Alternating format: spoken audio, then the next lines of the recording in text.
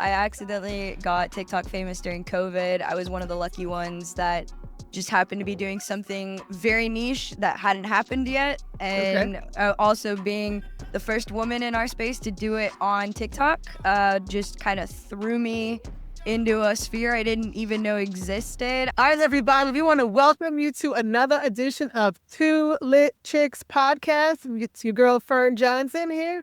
And today's Lit Chick, Women's History Month, we have to continue to uplift all of our women. We have Miss Hercules. Welcome. I promised myself that I wouldn't say that, but I'm not sure I can help myself and I'm sure you get that all the time. Do you get that all the time? All the time. When people first realized it was pronounced Hercules too, it made it like 10 times worse. No, but honestly, I didn't even know the reference in the beginning, to be honest. People had to show it to me, and then now I just do it with everyone. All right, cool. So I'm an old fart, so I know Hercules means, but I'm glad that you got schooled up for us old farts out here who are talking about Hercules. But she is a content creator and caster in the Rocket League scene. So we want to welcome you to the podcast. Your friends Thomas and James have said some phenomenal things and said we have to get Hercules on the show. I said, all right, come on. So thank you very much for being with us and being a part of our Two Lit Chicks podcast. Yes, The second person we have on today is Mr. James Olabanji. He is Director of Project Management at Boss. He's super passionate about project management and loves this work in gaming that we're going to learn all about. He loves to build things and do business development throughout this whole entire gaming industry. And then his partner in crime, who I met maybe a month ago or maybe 2 months ago, is Thomas Miller, who's also at Boss. He's the Director of Engineering. And he calls himself the jack of all trades when it comes to gaming and software industry. And he's got over a decade of experience in this space. So welcome to Lectures. Great topic that we have today to talk about gaming. Now, here's how old I am. So back in the day where I was doing gaming, I had old Atari stuff like, oh Lord, what do you call that? That's not even retro. That's the. I mean, that's some ancient stuff right there. But It's okay. That's like, It's okay. that's OG. No judgment. that is OG. That is no judgment here. I'm just calling it how it is. So I'm only used to the OG gaming. So you guys are gonna help us fast forward to the gaming of today, which is really the mainstay of today's conversation. And I'm so happy because you guys will tell us how to kind of forge your path in gaming and esports. So I consider this to be a power play conversation with some phenomenal folks who are working in it day in and day out. So Hercules, girl, you're my first up. Okay. So how did you get into this industry? What led you to the gaming side of the house, and how did you make it a viable career now that you're in like full-time casting and full-time content creation? Yeah. The short answer is how I got in was a complete accident. It was not intentional in any shape or form. I accidentally got TikTok famous during COVID. I was one of the lucky ones that just happened to be doing something very niche that hadn't happened yet. And also being the first woman in our space to do it on TikTok just kind of threw me into a sphere I didn't even know existed. I literally was making the videos because I had nothing else to do and I was bored in COVID. And then, fast forward, I wanted to go back to school and people were telling me like, you have built a big enough platform that this is definitely like a potential career. You should really consider it. And I was like, no, I'm very like, I need to have a paycheck every single month. Like everything needs to be consistent. I cannot live like this. It freaks me out too much. And they were like, no, like just full time it, try it, like really. And so I learned how to stream. Some orgs had already been looking at me. I ended up signing to Dignitas. They taught me how to stream and everything. And that was how I got my foot into learning about the business side of all of this. And then from there, it was just a snowball of connections and meeting people. And, a big part of it is just being personable and yourself. And a lot of people got along very well with me and I got along well with them. And when it came time for me to put my foot down and say, all right, content was an accident. I didn't choose it. I don't really want to do this anymore. I don't enjoy it. They were like, do you want to try casting for fun just in your last year before you leave? And I was like, honestly, like, it's the last year, like, just have fun with it, just try new things. And I tried it, and then all my friends are the RLCS casters, and they were like, do you understand how, like, naturally good you are at this? And I was like, no, I don't. And they were like, you have an insane amount of knowledge that a lot of people don't expect you to have. And but they just took a chance on me. And of course, in our game, we hadn't had women yet. So it was a really big deal that somebody was trying to make it into the pro scene.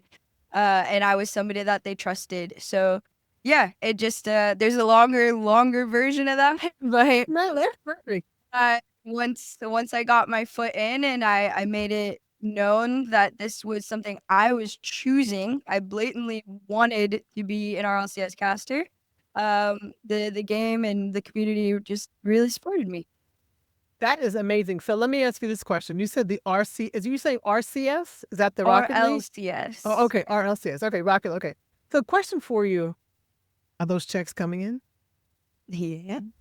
We're coming. Mission accomplished.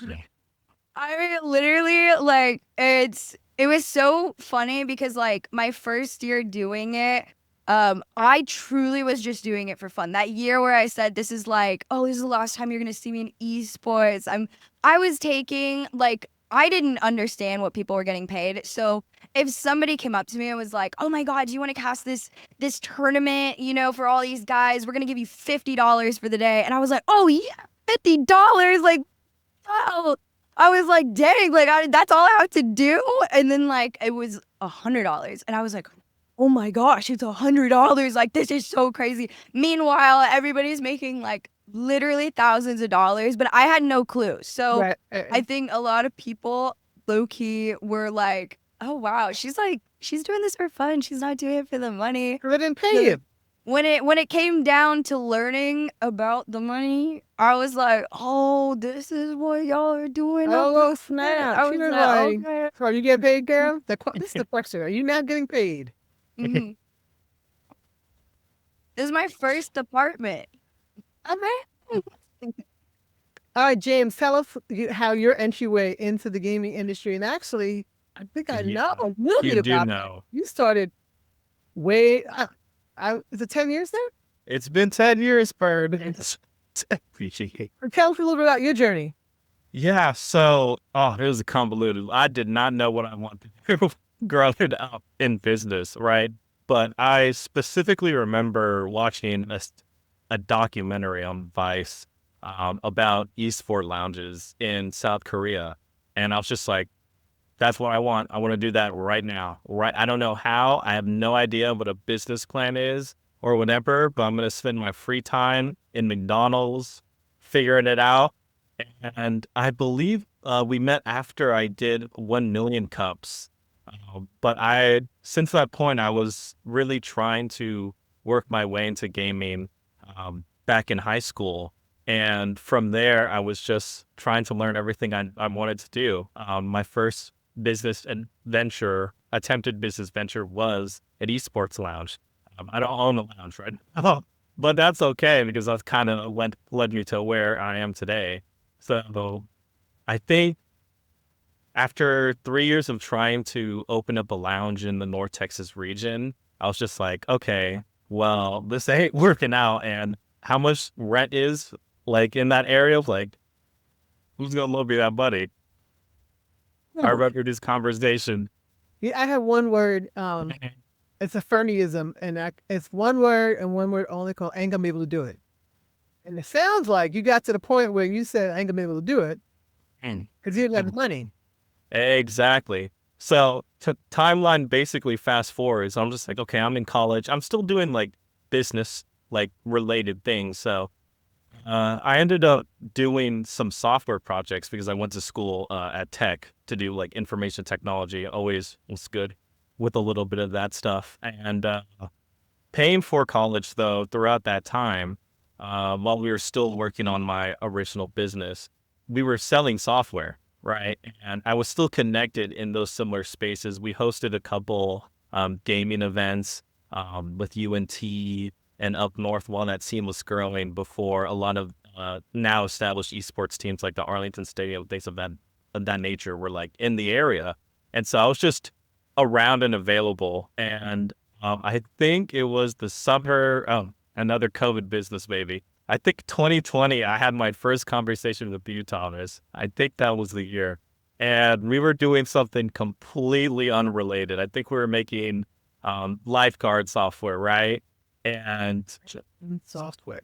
and I was working with a poor mentor at the time and had an issue. I was just like, who? Like, I need somebody to like help me finish this app, like right now, like this week. And we had a mutual friend connect us. And basically, ever since then, we started doing projects outside of esports, but Okay. inside of gaming and just traveling around. And it ties back to just being available. That 2-year period after 2020 was also the year we partnered with Esport Awards and started doing some work for them. So 2021 to 2022. And then that kind of just opened doors, and I've traveled around and dealt with all kinds of problems I never wish I wanted to do in my life. Well, no, as an entrepreneur, you own the whole landscape. So Yep. the good stuff, the bad stuff, the All ugly of it. stuff, I think we're all learning that. So, all right, Thomas, tell us a little about your journey. You said you're a decade in and your software and your gaming. So what led you to this gaming industry? Absolutely. It's funny. I can actually pinpoint to like a specific moment. I was back in high school and I was kind of a BC student, so when you hear about programming, you gotta be good at math and you gotta be good at all this stuff and you gotta be the nerd that, because it's hard, right? And, fortunately, I was in a circumstance where the school offered a video game design program for like it was their first year. And this was something unheard of because all the kids, who play video games got relegated to like a closet somewhere, But it was good to embrace it and see that. And with that came basically no curriculum. And so that first year when I joined, I mean, That sounds like a joy to a college student, no curriculum. really was. And so I knew like the industry was fun and I wanted to be involved in this, but how do we do it? And I basically committed really hard. I found a lot of purpose in trying to learn how to build these video games so much. As a 16-year-old back in 2000, whenever, when they came out with the dev kit 2 for Oculus, I went and snatched one up and donated it to the class. And, it's probably a relic at this point. But, I just remember the feeling of accomplishing small little steps. And we ended up doing like a VR Mario deal. And we actually ended up pitching to other investors to like give us money for the program, even though I wasn't going to be there anymore. And so that was like, wow, this is like a whole business thing. This is something I didn't know existed. Let me dive into. And just being okay with being uncomfortable, I think has aided me a lot, but I've learned a lot over my years. And now as I'm getting to be older, we've had some experiences, and like James, we met up in that situation where he needed some help, it's nice to have somebody you can trust. And so going into business with James, it's wonderful. I mean, it is truly That's a hard. good compliment. Okay, keep on going. Keep on going. I don't ever tell him this stuff either because his head gets too big. Okay, But it is great having somebody that I know at the end of the day I can call and trust, and finding those relationships in esports has been fantastic too. I will say he's a good egg. I think you guys are all good eggs. Do you know what that means? That's an old school term. I understand that one. Good people. You good peeps. You good peeps. You good peeps. All right. So I heard two of you were at least COVID business babies. I love that term. I don't know, Thomas, if you consider yourself a COVID business baby, but Oh, certainly. I think you mean, guys it was all- a weird time. It was a when that weird. arm was stretching and figuring out different ways. And so, like, what were some of the challenges? I mean, I know that in that time frame, we had a lot of venture capitalists pouring money into the market, right? Blowing it up. And gaming was the hottest thing. Then it kind of, so it goes up and it goes down, it deflates a little bit. And you guys have been in the middle of it, because if you are COVID business babies, then that's when all the money was being poured into it. Now on the other side of that, what's the experience like? So what are some of the challenges you faced? Now the Hercules is like, what, girl? Go for it. Go for it. Yeah. I'm watching my esport die. Ooh, it was a weird time. Weird time. Weird time. No more in-person events. That was a rough time. Oh, Wow. The- Oh, so no more in-person events. Did that mean that? But that opened up the world, so that you could meet with anybody globally. So, in the capacity I had, yeah, no more in-person events was kind of hard. But then you realized it was no more the New York crew and the Dallas crew. It was like, no, we could just be global all the time. So what were some of the challenges? Tell us some of the challenges. Hercules, you said no more esports. You had a sad moment there. Tier 2. yeah. I think for us, it was really weird because like this was before I was into it professionally. Like everything was very much for fun, and I was watching all this happening from the perspective of being someone's girlfriend, and it was affecting their business, but it wasn't affecting me. I just was like, dang, that sucks. Like, and like, it was interesting because yes, all this money was coming in, and you know, at the time, Rocket League was on and up during COVID because everybody had nothing else to do but watch. Right. So they were doing more events than normal. The seasons were much longer. The players had like so much more money they could compete for because the money wasn't getting spent on the lands. So they were like, all right, just start chunking it at them and it'll make more people watch.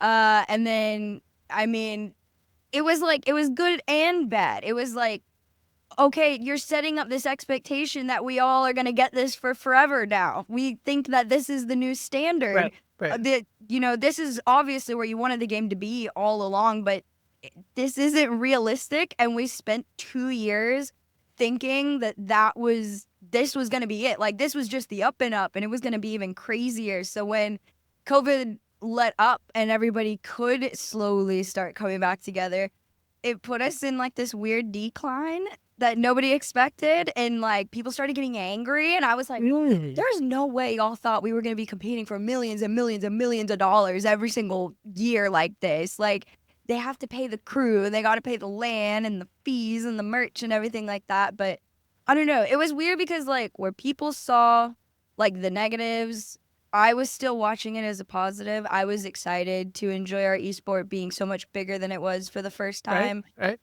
And for me now, I'm just like, all right, we have something we can try and get back to one day. We've done it before. Right. It's just a timing thing. And it'll be different. I think that we don't have to go back to where you were before. You can actually revision and reshape how you want to do moving forward. So where's esports today? That's a great question. That's a great question. I see sad faces. James, do you want to touch on where esports is today? Oh boy. Oh, okay. Opinions. This is It's like, definitely how opinion. taboo are you going to get into it, Yeah, James? I'm trying to think.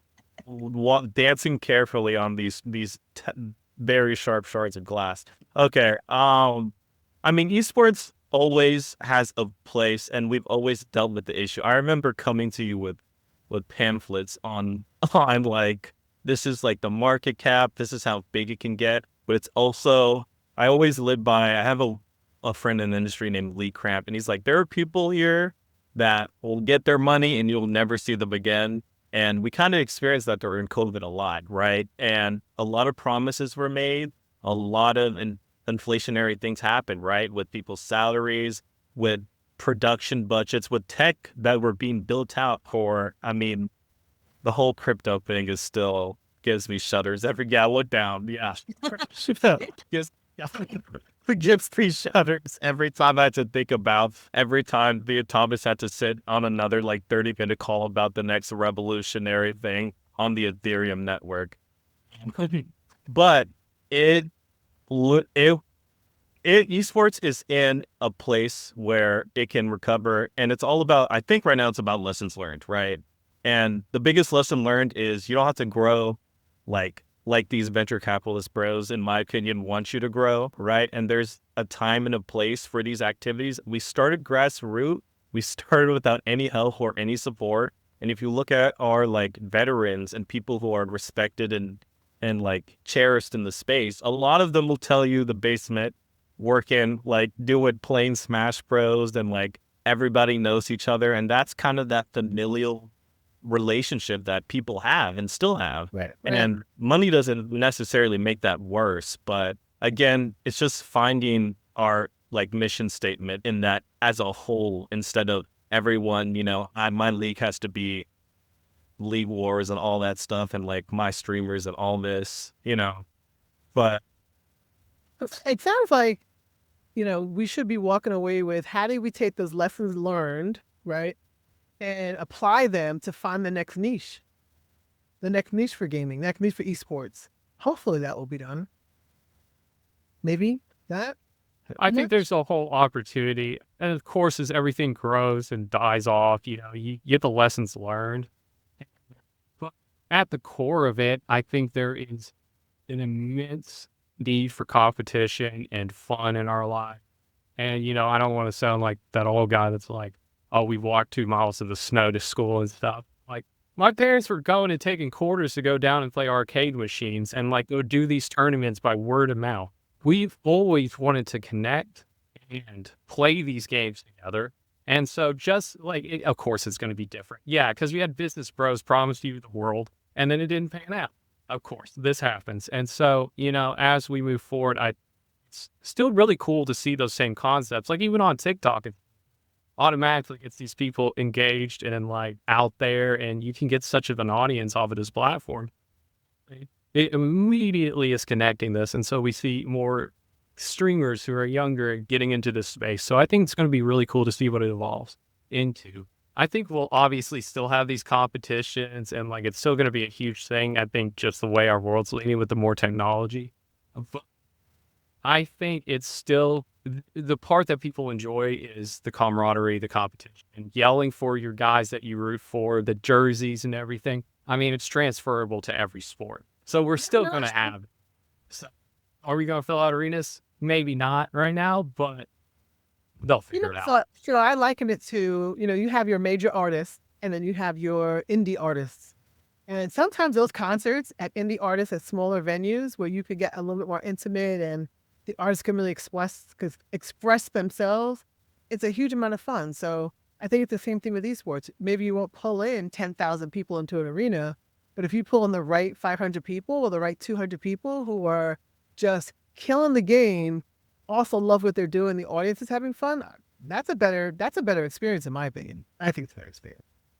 All right, so there's a whole bunch of creativity that goes in here. And what's, I don't know, like, what's your mind, how does your mind get shaped to even think about creating a game? Or for you, Hercules, when you have to go out and find do the casting, what do you think about? Like, so you naturally fell into this, didn't even know you had the skill. So what's the creativity that's in your mind to find the right people, to build the right characters? So your industry has a ton of creative impact. What's the creative juices for you? I think for me, I've always been very honest with everyone that like I will only do things that I'm in love with, and I won't talk about things I'm not super passionate about. Like, there's this pretty like A or B side when it comes to casting. There's the casters that do like 5-10 different esports and they're really good at like all of them, and then there's the person that wants to do just one thing and like master it completely and know every single thing for the last 10 years in that game. And for me, I've always gravitated towards that one where you just only talk about like the one thing you are truly in love with. And then that put me in a position to be around other people that were also the same way. I know 2 esports where the casters are very much in that mindset is League of Legends and Rocket League. We are very much like, we stick to our bubble. We love our games. We only want to talk about that. And you never really see anybody doing something else. But like the Valorant casters, you'll see them in Overwatch. You'll see them in TFT or in Pokemon or something like that, right? And it's just about who you're around. Right. I love surrounding myself with the people that are super like I can talk about this one thing for 24 hours straight if you asked me to. And that for me makes me feel happier and more creative. And when I go to events like RLCS and even the smaller events, anything that's collegiate or I have a lot of kids that come up to me and they ask me to.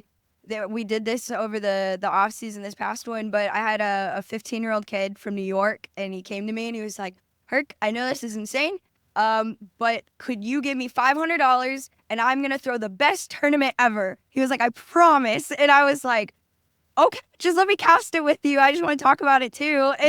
And so he let me on, and we did it together. And like moments like that, I'm like, the Rocket League people are like for the Rocket League people, and we all support each other, and it's that kind of like openness and creativity that for me I enjoy. It felt yeah. like there's some competition too. So Oh, there's a lot.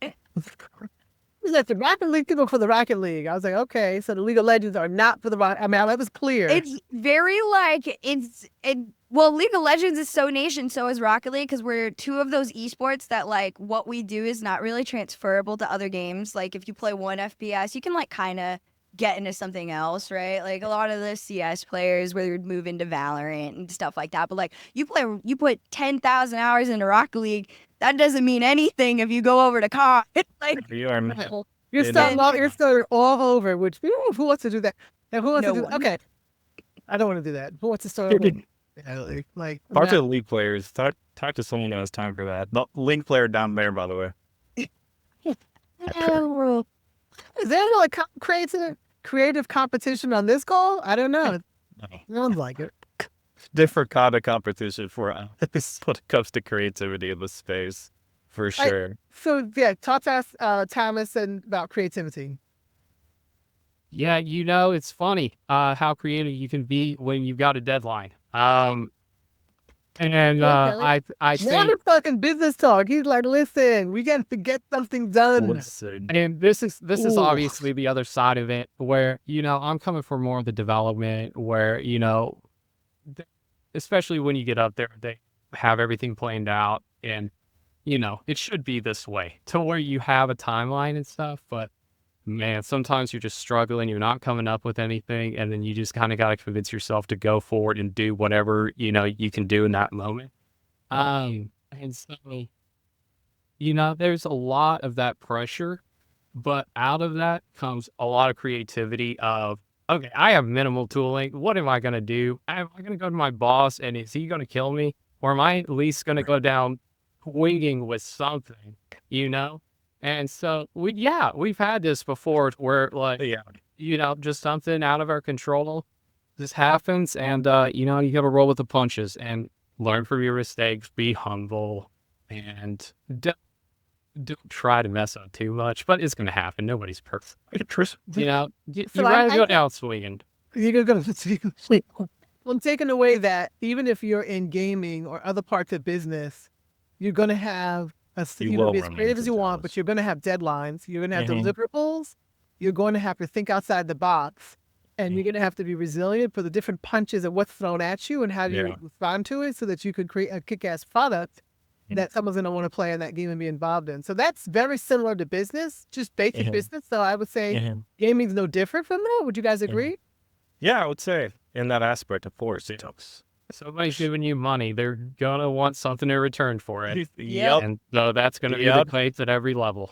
100%. So That doesn't change. So to feed off of a little bit of what I heard all of you guys say, the opportunity is about fighting for your worth, proving that you're valuable. Like, how do you get your brand dollar? How do you prove your value in this industry? And I hear a lot of competition, and so I feel that always helps prove your value. But James, what would you say is important on how do you prove your value within the gaming and esports industry today?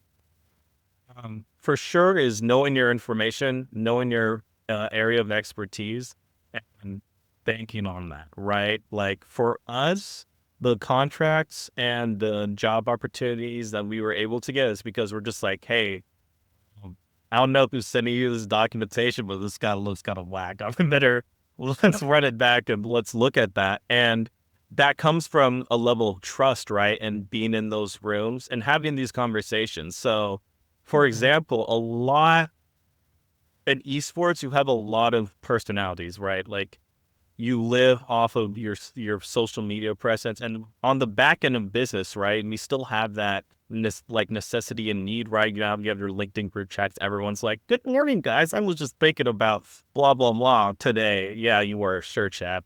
Anyway, no more comments.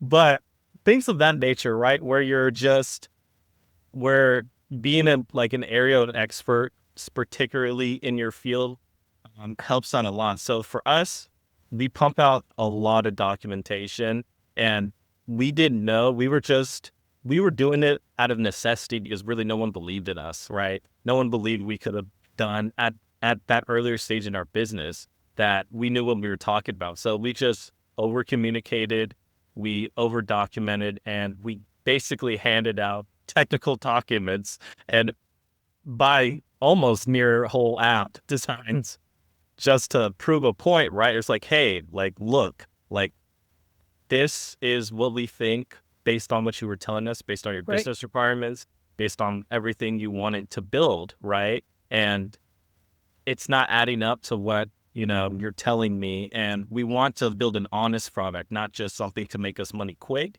And that's what really like got the like our motion in the space. 100%. I said motion. Oh,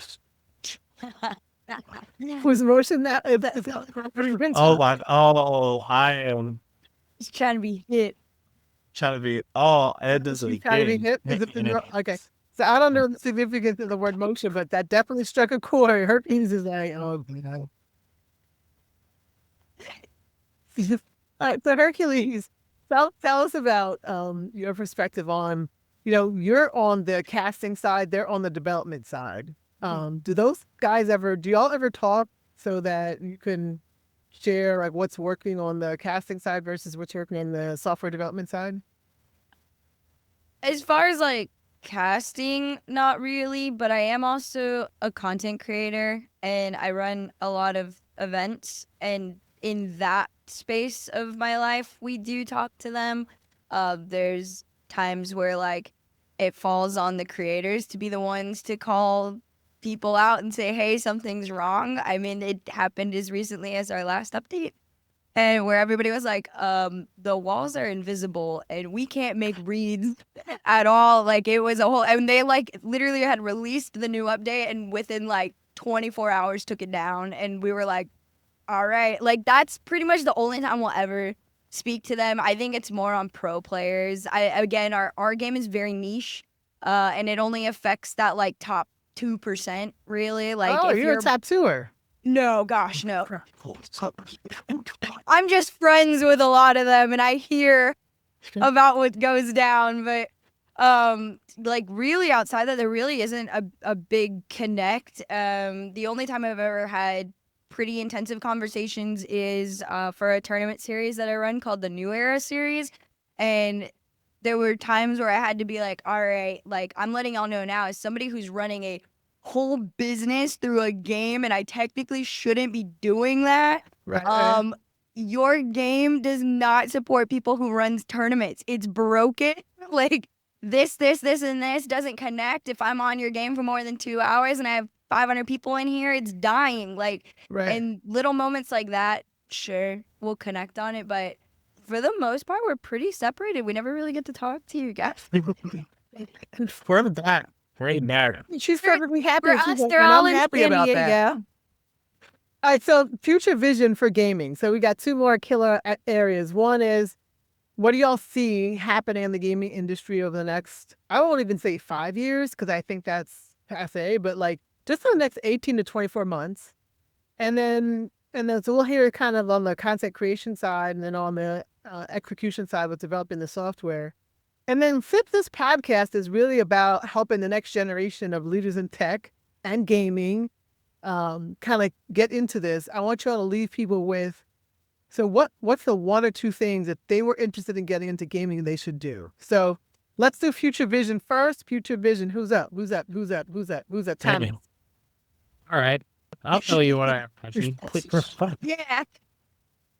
Sure. Okay. It's funny. I've seen a lot of gimmicky products over the years, which I think have always existed and stuff. And so, there's been the VR craze, it kind of comes and goes based on the technology we have available and stuff.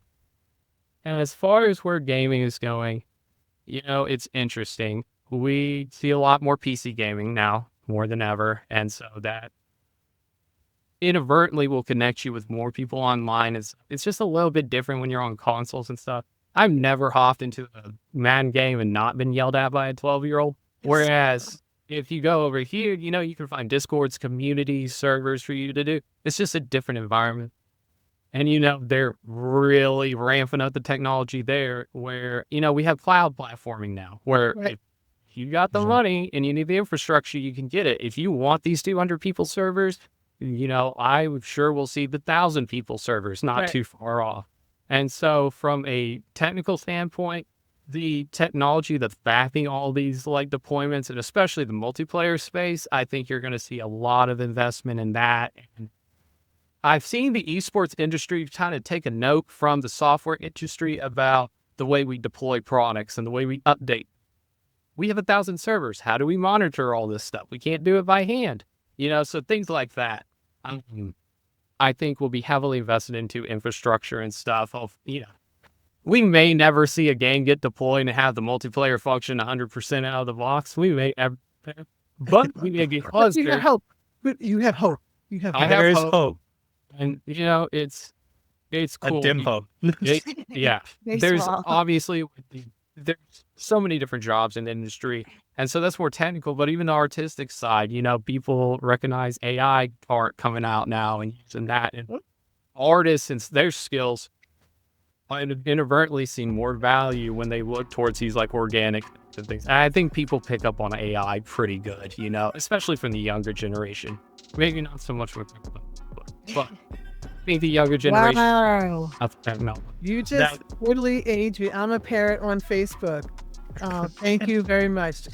So James, give me your perspective around what's happening in the industry and this kind of future vision. Yeah, and I'll just tie that back into the product side of things and what kind of products I think are going to be coming out in this space. I think a lot of the important things that need to be built in the space, particularly are earning, the value to the fan base, right? So, I mean, you could just anybody good tournament software, third-party tournament software that they love, enjoy using for their third-party events. Anyone? No one? Great. That's what I thought. Discord it is. All right. Discord, throwing 100 people in the call. That's what we're doing still. But things of that nature, building around those experiences and moving it past just here's a token online or a $5 coupon to sportsbooks.ai or whatever, right? And mostly thinking of that and earning these dollars back, right, is going to be the important thing for these companies to build out. Yeah, that's what I really think. 18 to 24 months, the companies that are focusing on that particular product line and those images and working with these orgs on that particular problem that we're dealing with in the space is going to be key. All right, Hercules, take us home with your 18 to 24 month vision around what's happening in the gaming industry. I think in the gaming industry, or at least the esports side in particular, 18 to 24 months, I think is more so everybody is just figuring out their finances and trying to, rebalance themselves to make their individual esports more sustainable for everybody so that it can grow in the future. And that these really popular and loved, events don't die in the next 2 years. Especially as somebody being a caster in Rocket League, for example, I have grown up with this game for nearly 10 years now, or this esport for nearly 10 years now. And I remember where it was you were having, we were in Germany 1 month, and then 2 months later we're in Vegas, and then the next month we're in New York, and we're coming back to Texas. And now all of a sudden you are crossing your fingers, hoping maybe you'll end up in Dallas if you're lucky for a second year. And it's on top of it too, is the last year, at least last 2 years, we watched a huge amount of budget cuts, right? So that was the beginning of esports recognizing that what happened during COVID was not sustainable whatsoever. And a lot of the promises were not fulfilled anymore. And I'm hoping, again, next 2 years, this is just as much as it sucks and the things that are happening, I know that they're not fun right now. Like for anybody that's watching, if you're from Rocket League, like obviously the caster cuts have not been enjoyable for anybody. And obviously by the time this comes out, finding out that North American casters don't even get to cast European lands anymore because there is no budget for visas now, right? Oh, Things like that are, okay. happening, but it sucks, but it is to make things sustainable for the next 2 years. So that when a sponsor does come in and they see that what we can do with the budget we have now, things hopefully get better. So I guess in the short term, even though it wasn't asked, the short term, I think it's a budgeting thing to go further past 2 years. It just, everything slowly goes back to normal and then beyond. Yeah. So I like that. So I'm hearing driving sustainability. So it's kind of short-term pain for what I call long-term gain. So if we take some pain now, we'll have a longer roadmap that will can last within gaming. All right. So we have gone long. Woo! Great conversation. I have people who want to get in this industry. What would be your advice if someone's coming in new into the industry? Thomas? Be comfortable with being uncomfortable. I got that. Yeah. Don't come in with too much of an idea of what you're going to do set because, I've seen it change on a dime.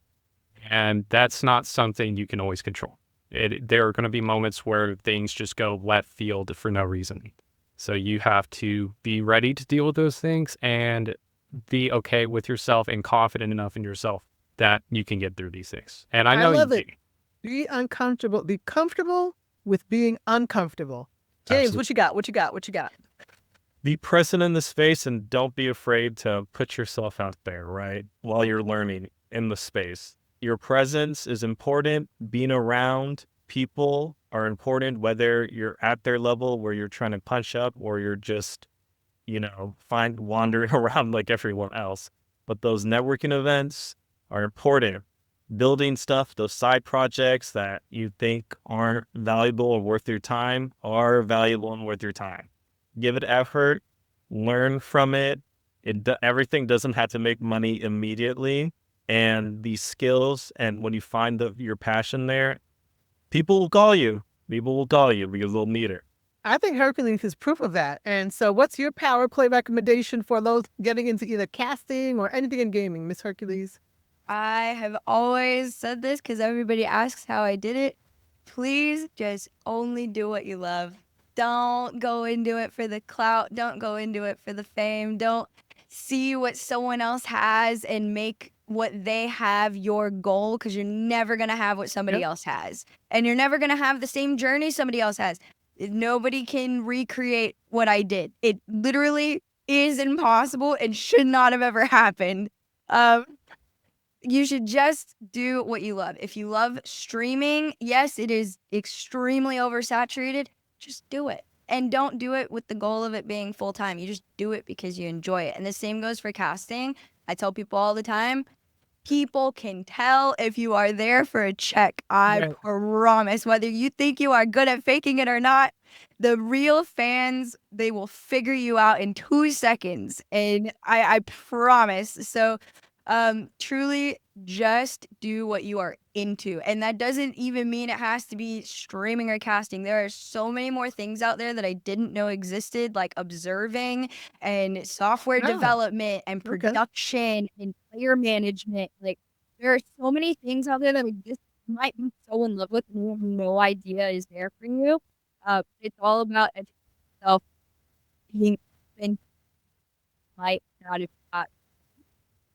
No, I agree. And, I think that speaks to the niches. And so there are niche roles that you can play in gaming, just like in the entertainment industry. It's not just about the actor, although the actor might get paid all the money. And same thing with your casting. Probably that actor probably gets paid the most money, but there's 10,000 of roles that happen in gaming and technology and the entertainment industry that people need to be aware of. All right. Great conversation. I really appreciate We were about talking about what was going to be hot, power plays for gaming and esports. I learned a lot. This whole podcast that we're doing, we're trying to be leaders in tech, and tech comes in different forms, in different formats. We want to give it back and pay it forward. So thank you for being part of the show. Thank you for dropping your nuggets of being a COVID business baby, following your passions, being available, high schooler to gamer to entrepreneurs, being uncomfortable. And I hope your esports recover. Thank you so much for being on Two Lit Chicks podcast. All right. Bye-bye.